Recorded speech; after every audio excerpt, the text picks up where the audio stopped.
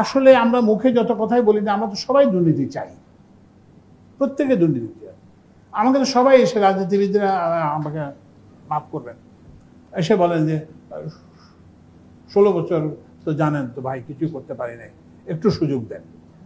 তো সুযোগটা আমি কিভাবে দেবো? আমি তো বললাম যে আপনার জন্য তো আমরা তো ব্যবসাকে উন্মুক্ত করে দিয়েছি।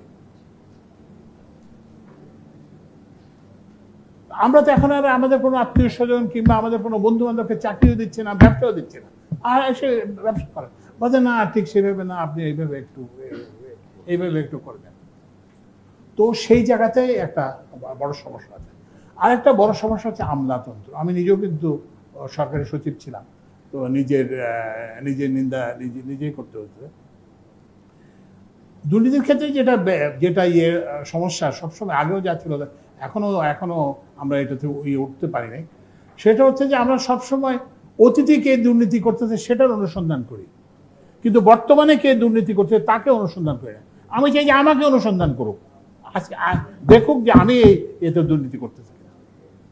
তো ওই জন্যই আমাদের হচ্ছে যে এখন এগেইন আমি জানি না এটা সময় পাবো কিনা, আমাদের এই যে দুর্নীতির যে ফোকাসটা অতীত থেকে করে এটা বর্তমানে কোন আমলা দুর্নীতি করতে, বর্তমানে কোন উপদেষ্টা দুর্নীতি করতে, বর্তমানে কে কি করছে সেটার উপরে আমাদের জোর দিতে হবে।